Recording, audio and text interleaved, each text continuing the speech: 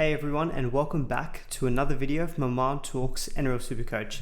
Today is going to be the first in the position breakdowns in the 2025 preseason. We're going to be taking a look at the rakes, the number 9s, the dummy halves, the hookers. Probably a fairly low upside position, but one nonetheless that we need to be digging into, seeing what's the best way of setting up our number 9s heading into the season. Do you go double cheap hooker? Do you want to go a little bit safer and get a gun in place or someone a little bit more solid? All of that good stuff we're going to be discussing. A couple of plugs I just wanted to mention as well. Do follow me on Instagram and Twitter. Links will be in the description below if you are new to the channel. Please do consider subscribing as well if you do enjoy the content. We're on the journey to get to 5,000 subs on YouTube, which is just an amazing number to think of saying it out loud. I've also launched a Patreon. So I know I've been thinking about this for the last couple of seasons, but finally decided to make it. What I want to get out of it basically is for you guys to, if you're wanting to show support for the channel, you can head on over there and that would really mean the world to me. We'll be posting all the usual content on YouTube though. Nothing will be changing on that front. Just on Patreon though, I'll be trying to drive more, I think, specific questions, get the team up there, and probably just be able to update people on a more regular basis on the weekends about my team, what I'm looking to do in terms of captaincy thoughts, and because my thoughts are always changing over time, and that will all be available on Patreon as well if that's something you're interested in. Any particular stat deep dives that I get into, graphics and things that maybe that I sometimes don't publish, I can kind of put some of that stuff on Patreon. So there will be some additional bonus content there as well, but most of the main content will still remain on YouTube for sure. Link will be in the description below. That's probably enough housekeeping though. Let's get straight into the video. So firstly, what I wanted to take a look at was just the hooker position in general, and is it one that you actually want to be prioritizing in terms of putting your funds, given that they're quite tight at the beginning of the year. So looking back at the last 3 seasons, what you can see here is a list of the top 20 averaging players from all positions. And what I've done is highlighted any hookers that were in that top 20 list. Now you are noticing probably that in 2024, there was none. It was a bit of a down year for the number 9s for SuperCoach. 2023, there was only Harry Grant. 2022, only Grant and Damien Cook. So already you're getting an indication that, well, number 1, Harry Grant is probably the best number 9 to be going for in SuperCoach. That's probably something that any of you who've played the game for at least more than a year or two probably would have figured out by now. But it's just really not a position that kind of gets its way into that top 20 averaging position. You just mainly see backline players like halfbacks, fullbacks, and center wing. This is also backed up again by a more simple graphic that I put together, just doing a tally of this. I've highlighted the hookers. There's just been a steady decline really since 2020. A lot of that is due to rule changes in the NRL, like the 6 again and things, bit more fatigue in the game, a little bit more attack in general. So in 2020, you had 3 forming the top 20, all the way now to 2024, where you've had none. Since 2022, that number just gradually kept going down. So you can look at this in 2 ways, or at least I think of this in 2 ways. Number 1, it's not a high upside position. So do you just not spend that much money there? And do you go double cheapy? And we'll get onto some of those options later in the video. Or instead, do you say, this isn't really a high upside position, so therefore I don't want to waste trades here. And so I'm just going to get a guy in there who's pretty steady, set and forget, like a Harry Grant, maybe a Api Coruscant potentially if you're looking to spend up a little bit. And your thinking there is that I'm not going to spend any trades there. I'm just going to get this guy in, and barring if he doesn't get injured, he's just going to stay there.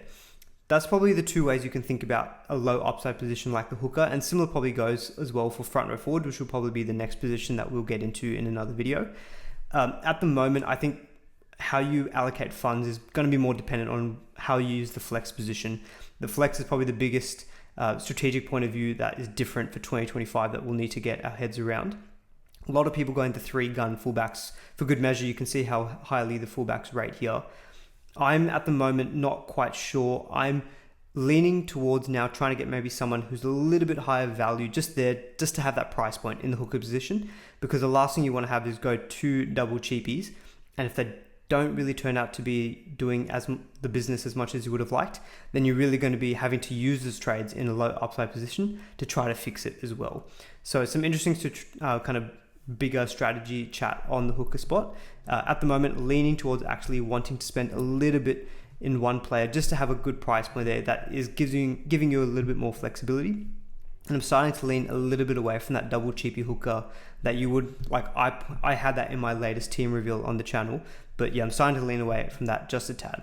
But let's get into the specific players now. So starting off just with a bit of a deep dive on Harry Grant, because consistently in SuperCoach, he has been the best number 9 to be going for. So the big question I wanted to just open up on the player discussion was, do you just start with him? He's 692k. That's the cheapest I believe he has been since 2022. So look, it's not cheap, obviously. It's close to 700k. So what I wanted to look at here, you all know I love my stats. And if you're new to the channel, fair warning, I like my stats. So what I've looked at here is his averages in each season, but broken it down into periods of the year. So we're looking at the entire season, pre-origin, during the origin period, and then post-origin. So one thing that immediately jumps out when I look at this, since 2021, post-origin, his average is always at its best. Now, that just shows that he's someone who maybe builds into the season, but that also probably is a sign of that the team's attacking combinations are just flourishing a little bit better towards the post-end of the season. And this is kind of from round 20 onwards. So with Harry Grant, he looks an immediate target post-origin. That's the first thing that stood out to me when putting the numbers together. You can see how much of a jump his average has post-origin. The last couple of seasons, his pre-origin one, which is the period that we're looking at now getting into the season, it has been down on his entire season average. So last year he had a season average of 71. Pre-origin it was averaging 66. In 2023 it was a season average of 73 with a pre-origin average of 69. So about 4 to 5 points down in both seasons. 2022 was an exception to that. In 2021 we had a couple of points lower. So I think in 3 of the last 4 seasons his pre-origin average is a little bit less than the entire season. So there is some consistency there. Another big thing with Grant is that there is that buy in round 2. So that is something that you're going to have to be dealing with from the get-go. And I'm not sure a lot of people will have the appetite to have a 700k hooker missing out straight away in round 2.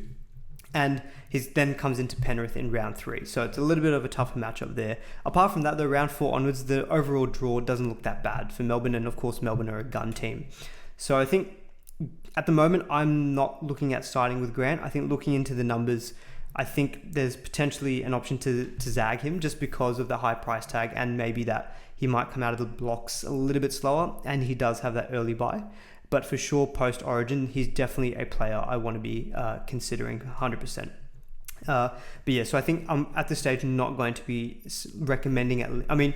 Not recommending. Grant is the best number 9 you can get at SuperCoach. So if you're just saying set and forget, I want to start with him, you're never going to hear me say, oh, you've picked bad at number 9 because you've got Harry Grant. That's never going to be the case. It's more about trying to optimize your entire squad. And I feel like that 700k at hooker with Harry Grant, who may start off a little bit slower than what we know he can produce, I would lean towards, when your funds are the tightest, maybe don't put all of that money into Grant at the beginning of the season. So taking a look now though at a few more of the gun hookers. So I've categorized guns as players who are averaging over 60 from last year. So there was only a few of them. So Harry Grant is the top of that list.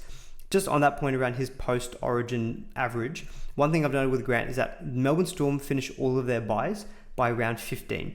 So he could actually be a great target straight away in round 16 because the third major buy round this season is in round 18. So what you're saying is that you get him round 16, 17, you miss out round 18 because of origin, maybe round 19, but then round 20 onwards, you have nothing to worry about in terms of actual buys for the rest of the season. So that again feeds more into my thinking that I think Grant for sure will be a firm target in the post-origin run. Decent upside, 5 games over 80 last year, an average of 70.7 and generally pretty safe in minutes, averaging 76 minutes last year. And his game, while he's got okay base stats, averaging 42 last year, his game is predicated on the attacking stats. You can see comfortably here, he's got the highest creative stats, him and Coruscant kind of top 2 in that regard. He also has behind Coruscant the next highest in scoring because he does tend to also head over for tries as well. Coruscant's being a little bit better just because he had the goal kicking last year.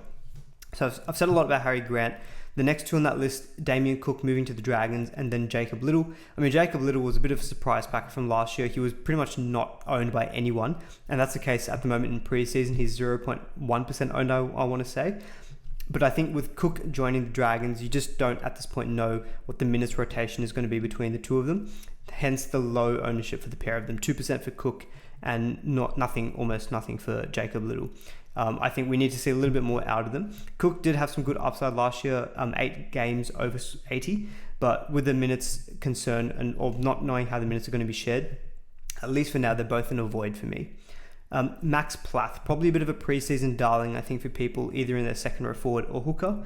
That is one thing to note. He does have dual status, which does come very handy in SuperCoach. So 617k.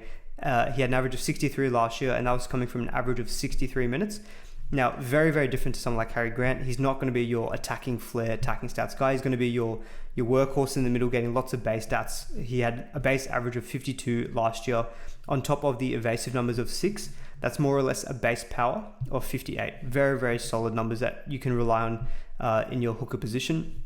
As we said before, very low upside. So if you just plug into Max Plath and say, I'm relying on this guy to get me kind of low 60s each week, you're pretty much paying for what you get, I think, at that price tag.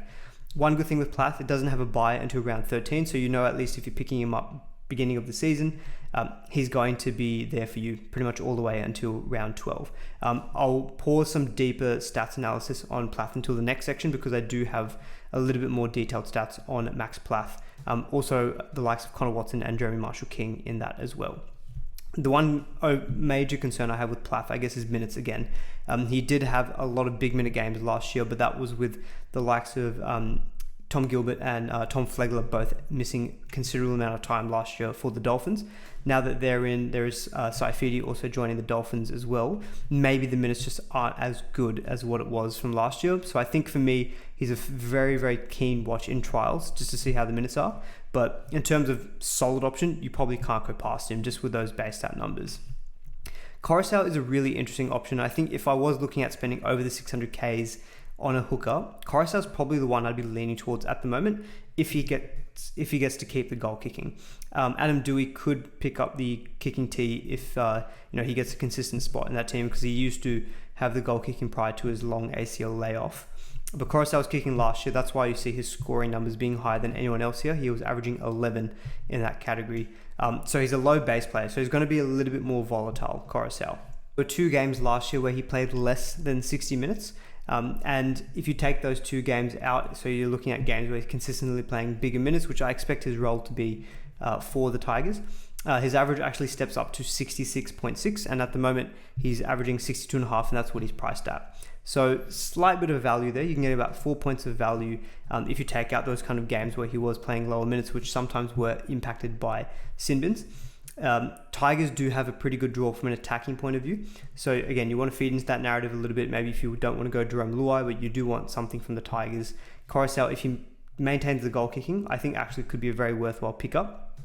He would probably be next in my head to Grant, I think, if you are looking at spending big in the hooker position, just because at least he shows some ability to get upside. In a position that doesn't really have much, I think you want to be targeting at least the guys who you think can punch out those really big scores over 80. He had 6 of them last year. Grant had 5. So he actually had more games over 80 than Harry Grant last year. The last one here is Robson. He's kind of the anti-Coruscant, if that makes sense. Like generally pretty consistent, doesn't really veer too much away from kind of a high 50s, low 60s. Average of 60.3, 78 minutes. So you know what you're going to get from him, generally an 80-minute man.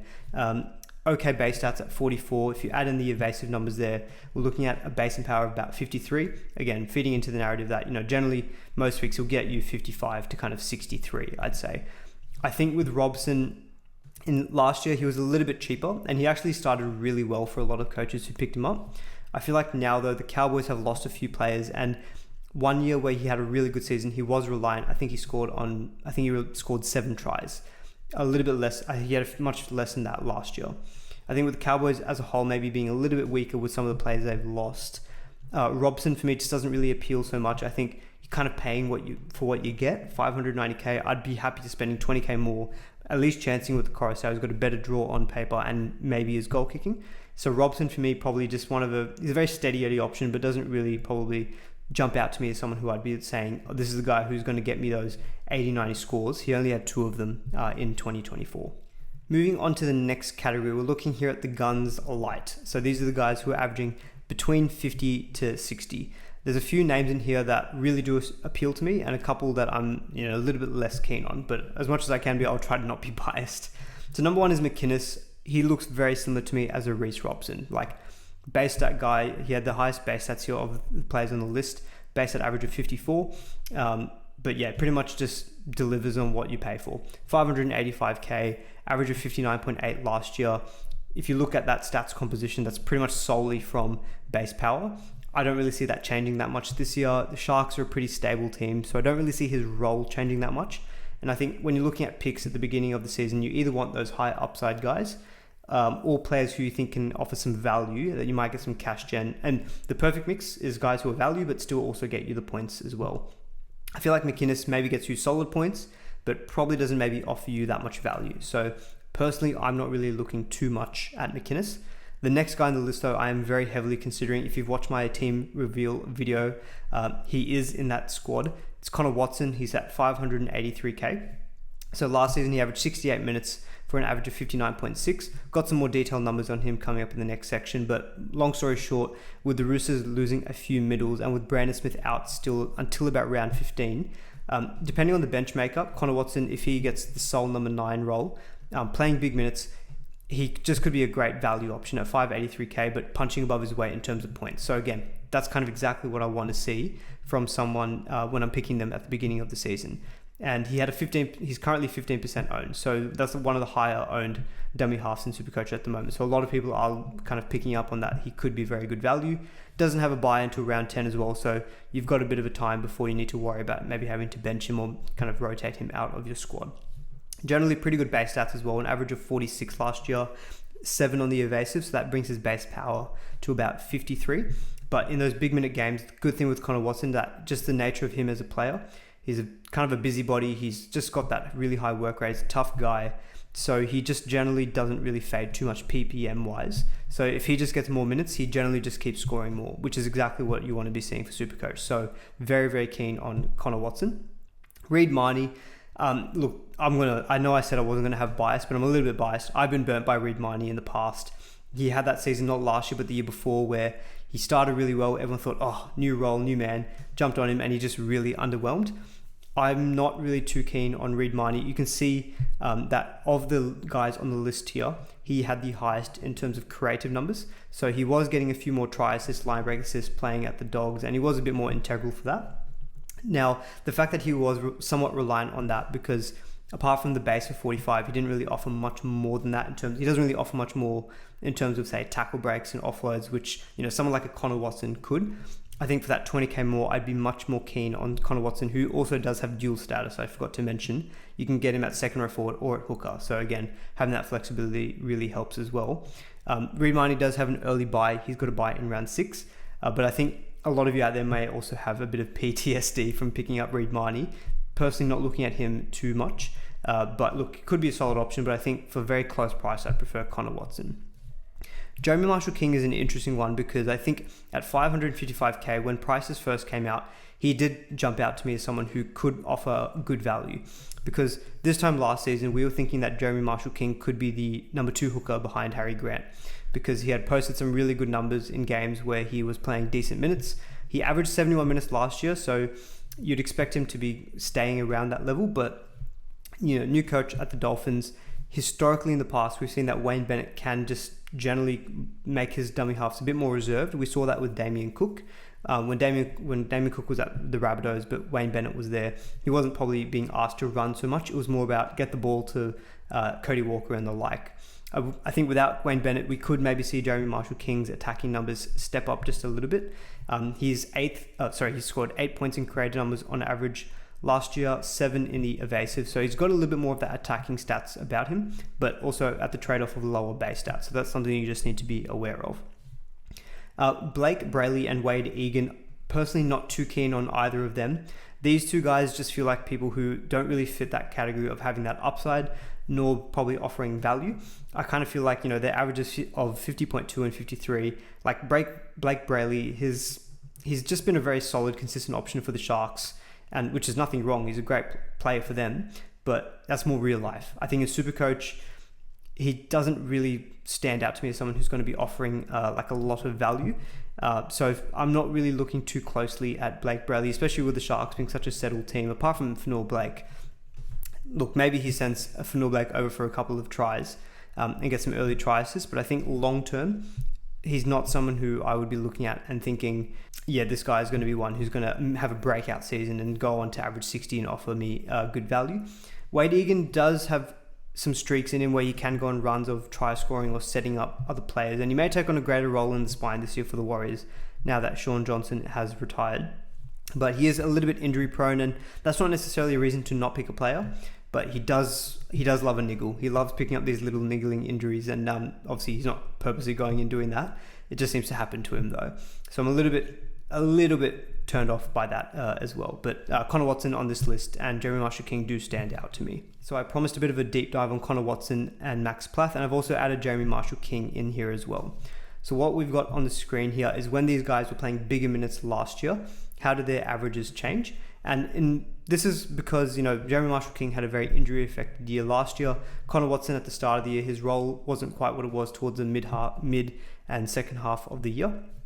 And Max Plath also was playing bigger minutes kind of in the second half of the year.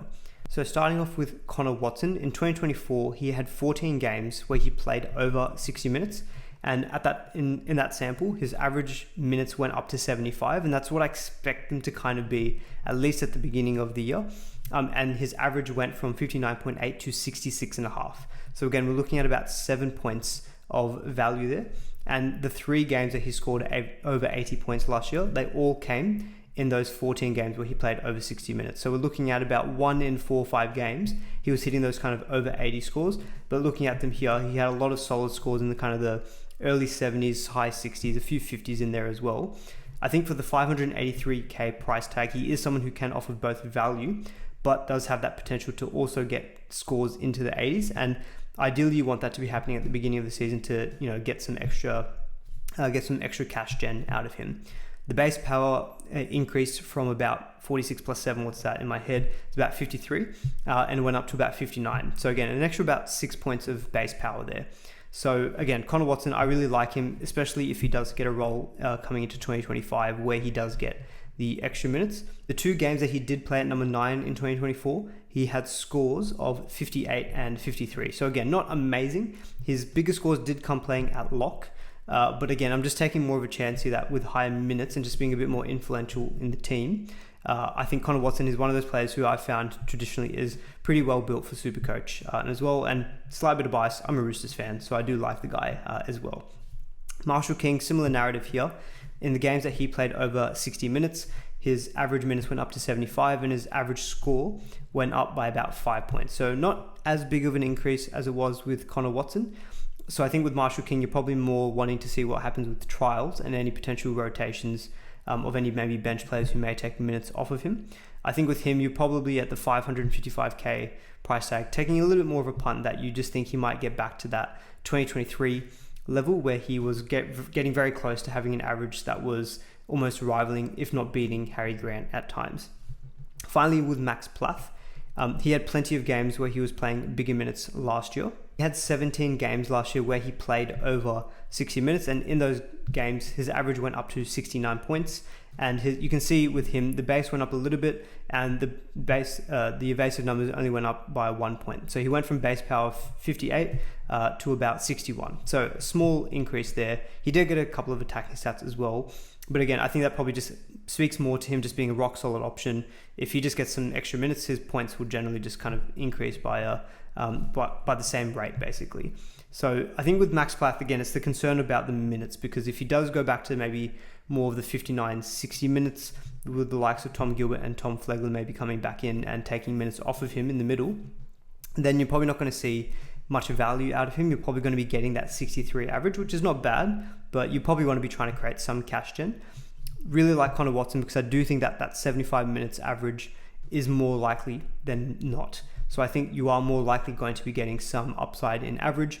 And he's just a good Supercoach player as well. So again, all factors for me are pointing towards Connor Watson being very likely somewhere in my team, either at second row forward or at hooker. But I think, he'll be a really great prospect for Supercoach 2025. Finally, taking a look at some value options as well. So I've looked at hookers who are below 350k. I do want to make a quick mention to a few hookers who I'm leaving out of the discussion for the video today. So there's a lot of hookers in the 400k range. I can think of Jaden Brailey, I can think of Mitch Kenny, Sam Verrills, even Chris Randall. Those guys I didn't really consider too much just because I looked at them and think Their roles are probably not changing that much, and they also are reliant on seeing what their minutes are like in the trials. So at the moment, we're speculating a little bit more about them. And given that a lot of the high ownerships is sitting with these cheaper hookers, I wanted to spend a little bit more time discussing them as well. But we'll definitely cover off players like that throughout the course of preseason. So starting off with the first two on the list here, Brendan Hands and Joey Lussick. I think a lot of us have been very burnt by these two in either last year or even Brendan Hands the year before as well. You can see their numbers here pretty much, Brendan Hands averaging 55 minutes, Joey Lussick averaging 47. They're both just minutes shared and cannibalized off of each other. And it just meant their averages were so similar, 35.7 and 35.2. What we just need to see in the trials is how does Jason Ryles go in terms of a hooker rotation? Does he just stick with the one? If I see both of them, there is no way I'm going to be touching either of these two. We just had so many issues with them. Never got clarity in terms of who was the number one. Personally, I think Brendan Hands is slightly better suited for that team than I've seen from Joey Lussick. So Brendan Hands became an option where he was the sole 80-minute hooker. I haven't even run the stats on what he averages in 80 minutes, but I'm pretty sure it's closer towards 50. So he would be offering 10 to 15 points of value, would be a great prospect. But we need clarity on the minutes, otherwise it's a complete no-go from me. Tom Starling is someone who I feel like always gets a little bit of love from the Supercoach community. Average of 44 minutes last year for an average of 35. My only big issue with Starling, so I pointed to some more detailed stats below me. The last 4 years, his average is 39, 42, 36, and 35. So pretty consistent. I just don't see the role changing much. Like Ricky likes using him, I think, off the bench for that impact. And so long as his role isn't changing, I don't think he's going to be, again, offering a value prospect different to previous seasons. That's the main thing with Starling. I think if Starling ever gets big minutes, plays 80 minutes, I think he'd be a great option for Supercoach because he is one who can get attacking stats. But I think just with his role, as far as we're going to see, we'll see in trials what happens. But for me personally, I just don't think that he's someone who, if the role doesn't change, is going to be any different to what he's been in previous seasons. So not really too keen on that one. Lachlan Croker is someone I was eyeing up in preseason, 334k. So obviously had a very injury impacted year last year and was actually pictured in a knee brace in the preseason so far. And I think the Manly Seagulls had to take that picture down or put like an explainer out basically. Average of 58 minutes last year. In seasons past, his average is much higher than that minutes wise. So below me, what you can see is that looking back the last 3 years, 70-minute average, 77-minute average, and a 70-minute average. And the score average was 52, 55, and 46. I think if Croker actually was playing a consistent 70 to 75 minutes, then I think he could actually be a really good value prospect because at an average of 34, even if he was hitting that 46 average, look, that's 10 points of value. You could probably make maybe 50 to 100k out of him. And Manly do have a little good opening run. They've got a lot of home games at the start. So even if you jagged a few attacking stats and maybe got an early season average to kind of 52 or 55 like he has had in the last 2 years before last, then he would actually be offering closer to 15 to 20 points of value. And it would actually be a really, really good prospect. The problem is that they've got Jake Simpkin and Gordon Chamkun Tong who might just take minutes off of him. And I don't have clarity on the minutes, I guess. Again, another one that we'll have to wait and see on trials. I think if we see him consistently getting 70 minutes, then I think he could be a really good prospect. But at this point in time, we probably don't have that conviction to be able to say 100% you have to select him in your round one team. Now, the bottom three is probably what a lot of you guys have been waiting for. Blake Moser, Peter Mamazelis, and Sandon Smith. Very, very highly owned. 16% for Moser, 36% for Mamazelis, and 56% for Sandon Smith. I believe Sandon Smith is actually the highest owned player in all of Supercoach currently, which the game is now open at the time of recording. I think Sandon Smith, will quickly touch on him just because of that really high ownership. Look, I do think the ownership is justified. I'll put it that way. Should be in the starting halves for the Roosters coming into the year with Luke Keary leaving and Sam Walker still out with an injury, which is still going to be pretty long term. Like, he played a few games as a utility last year. That's why his average minutes of 33 is so low and the Supercoach average of 24. But in looking at the last 2 seasons, he's had 8 games where he played 80 minutes. And across those games, he had an average of 54. So automatically you're looking at, look, even if you took like a 10-point haircut to that 54 average, let's say he got 44 average playing 80 minutes, you're still looking at 20 points of value. He's dual. You can pick him up at hooker or you can pick him up at halfback. I think for me, he's a bit of a no-brainer. I think you do go and select him. It looks like he's going to have that role from round one. And also likely should be goal kicking as well, because the Roosters have lost Joseph Suaalii and they've also lost Sam Walker through injury at the moment. So Sanders Smith could actually have a very, very good chance of goal kicking, which is what we love in Supercoach as well. For a good Roosters team, albeit they've had a lot of change in the last off-season, but I think at the price of 237k, I think you don't really overthink it. I think you go pick Sanders Smith. Question is probably whether you pick him in hooker or you pick him up in halfback. Again, it comes down to your squad structure. If you're looking at two-gun halfbacks, then you obviously pick him at hooker. Personally, I'm thinking that if more good cheap hooker options become available, like let's say Blake Mozer becomes maybe a better prospect than what we think, Mamazelis minutes look really good, maybe there's Lachlan Croker, and maybe you still want to go Connor Watson, then you might say, you know what, there's enough other picks that I'll move Sanders Smith then down to halfback. So I think that question probably, again, only answered once we've got more information. At this moment in time, I've got him at hooker. But again, he's got the dual, which can be very, very handy. So Blake Mozer from the Brisbane Broncos, 312k, a 31.9 average from 2024. So he, in the preseason, has been touted to potentially pip Billy Walters for the starting number 9 jersey. There's not much of a sample size of Blake Mozer to reflect back on in previous seasons. He had one 50-minute game from 2024, and in that game he had a score of 44 with a base of 26. So not crazy numbers to write home about. It is the only sample we've got of him really playing over kind of 40 to 45 minutes. So I think with him, again, trials watch, we need to see what happens round one team lists. I think I'd probably only be comfortable picking Blake Mozer if he was getting around, call it 60 minutes, because even in the 50 minutes, if he had a score of 44 with base of 26, if we add 10 minutes to that, let's say his base goes up to maybe 30, you're looking at maybe someone who, even if he plays 60 minutes, could still only average 35 to 40. Being priced at 31.9, you're getting maybe only 5 to 10 points of value, and he might be one of those really slow burns. And Pete Mamazelis could also fit into this category, but Mozer, I think, less certain on his minutes, just because Billy Walters has been good for the Broncos and was their starting number 9 in the team that got to the grand final.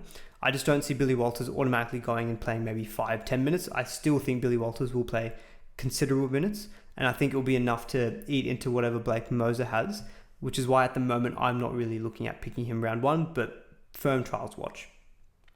Peter Mamazelis, so 303k, he is the second most popular hooker in Supercoach at the moment, 36% ownership. You would see very much the combination of Mamazelis and Sanders Smith. That's what I had in my first preseason team review. So 36 minutes on average last season. Obviously, with no Damien Cook, we expect him now to be moving into that starting gig. He does have some potential minutes concerns with Savila Havili and also Jamie Humphries moving from Manly.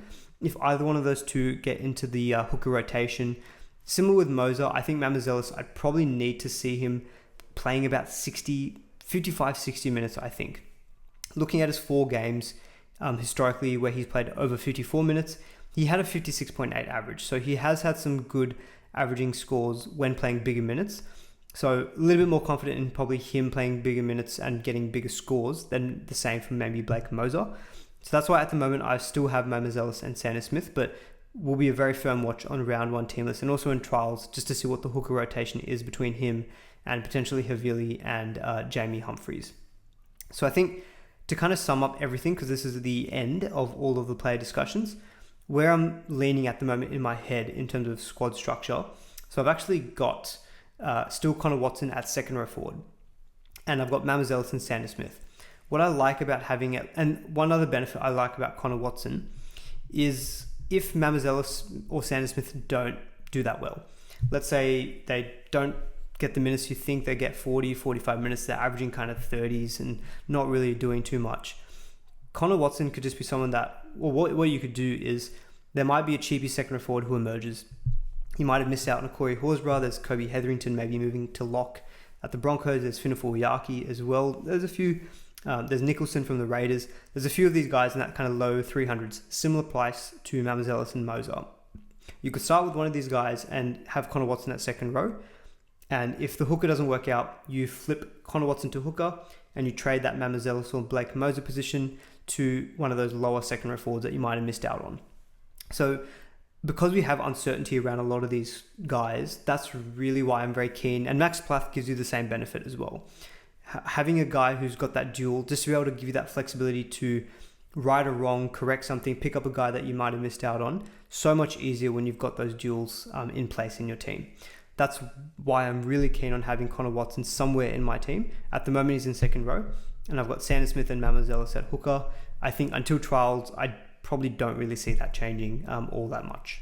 Well, that's it, guys. That is my first position breakdown for the preseason, taking a look at the hookers. Please do let me know if you enjoyed the video. Any feedback as well, always appreciated. Let me know in the comments.